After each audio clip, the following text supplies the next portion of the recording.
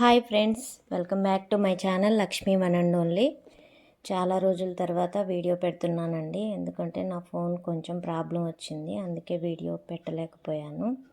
ఇప్పుడు వీడియో ఏంటంటే మన ఇంట్లోనే కారం బూందీ ఎలా తయారు చేసుకోవచ్చో చూపిస్తాను. ఇలా ఇంట్లో తయారు చేసుకోవడం వల్ల చాలా హెల్దీ కదా. ఇప్పుడు ముందుగా ఒక బౌల్ తీసుకొని ఇందులో 1 కప్పు శనగపిండి తీసుకుంటున్నానండి. ఈ కప్పుతో 1 కప్పు శనగపిండి తీసుకున్నాను. అలాగే ఇందులో 2 టేబుల్ స్పూన్లు పడుతుంది. ఈ చిన్న కప్పులో 2 టేబుల్ స్పూన్ల వరకు బియ్యపిండి తీసుకున్నాను.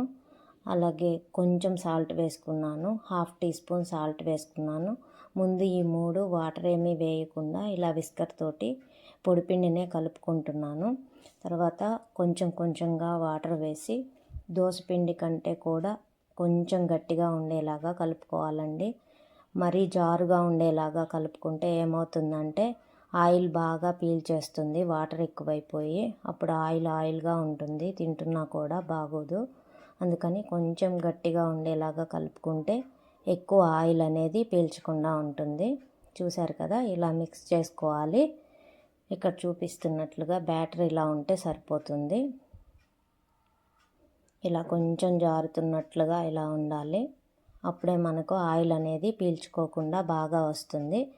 ఇప్పుడు ఈ మిశ్రమం పక్కన పెట్టుకొని ఇప్పుడు స్టవ్ వెలిగించుకొని ఒక బాండీ పెట్టుకొని ఇందులో దీనికి తగినంత ఆయిల్ పోసుకోవాలి. మనం డీప్ ఫ్రై చేయాలి కదా, అందుకని తగినంత ఆయిల్ పోసుకొని ఈ ఆయిల్ వేడెక్కిన తర్వాత మనము మన ఇంట్లోనే చిల్లులు గంట ఇట్లా ఉంటుంది కదా, ఇలా ఉంటే దీంతో తీసుకుంటే సరిపోతుంది. లేదా పూస తీసే గంట ఉంటే దాంట్లో అయినా పోసుకోవచ్చు. నేనైతే ఇలా చిల్లులు గంట ఉంది, ఇందులోనే పోసుకుంటున్నాను. ఎందుకంటే కొంచెమే కదా నేను చేసేది. ఎక్కువ మొత్తంలో చేసేటట్లయితే పూసగంట వాడుకుంటే అప్పుడు దానికి పెద్ద బాండి అనేది పెట్టుకొని పూసగంట వాడుకుంటే అప్పుడు బాగుంటుంది. ఇది కొంచెమే కాబట్టి ఇలా నేను చిన్న చిల్లులు గంట వాడుకొని ఇలా వేసుకుంటున్నాను. చూశారు కదా, ఇలా కొంచెం కొంచెం బ్యాటర్ వేసుకోవాలి. నేను కలిపిన పిండి అయితే 3 వాయిలుగా అయిపోయిందండి. ఇలా వేసుకొని ఇవి కొంచెం కరకరలాడుతూ గోల్డెన్ ఫ్రై అయిన తర్వాత మనము ఒక బౌల్లోకి తీసేసుకోవాలి. చూశారు కదా, ఇలా మనం పూస అనేది దూసుకునేటప్పుడు మంట హై ఫ్లేమ్లోనే ఉండాలండి. ఎందుకంటే ఆ పూస అనేది సతికిల పడకుండా బాగా వస్తుంది. మంట అనేది లేకపోతే పూస సతికిల పడిపోతుంది.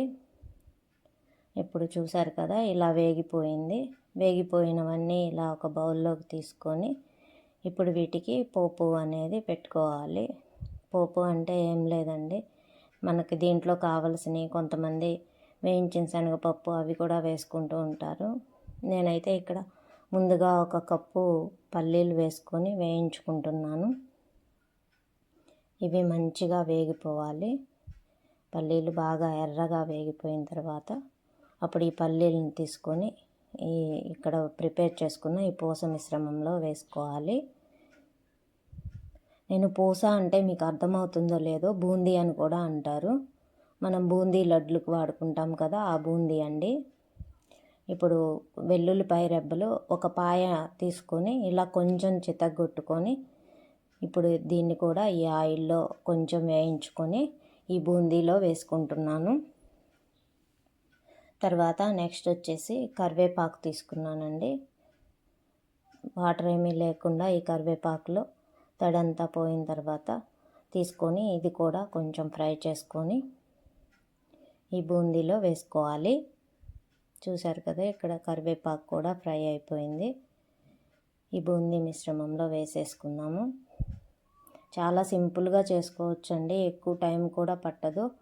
1/2 అవర్లో బూందీ రెడీ అయిపోతుంది. ఇప్పుడు ఇందులో తగినంత సాల్ట్ వేసుకోవాలి. ఇందాక మనము బ్యాటర్లో కొంచెం సాల్ట్ వేసుకున్నాం కదా, చూసి వేసుకోవాలి ఇక్కడ కూడా. అలాగే తగినంత కారం వేసుకోవాలి. వేసుకొని ఇవన్నీ బాగా కలిసేలాగా ఇలా కలుపుకోవాలండి. మొత్తం అంతా ఇలా కలిసేలాగా కలుపుకోవాలి. ఎక్కువ ఆయిల్ కూడా ఏమీ పీల్చదండి, ఎందుకంటే మనం సోడా ఉప్పు కూడా వేయలేదు. అలాగే బ్యాటర్ కూడా మంచిగా కలుపుకున్నాము కాబట్టి ఆయిల్ కూడా ఎక్కువ పీల్చదు. చాలా టేస్ట్గా కూడా ఉంటాయి. ఒకసారి మీరు కూడా ట్రై చేసి ఎలా వచ్చిందో కామెంట్ చేయండి.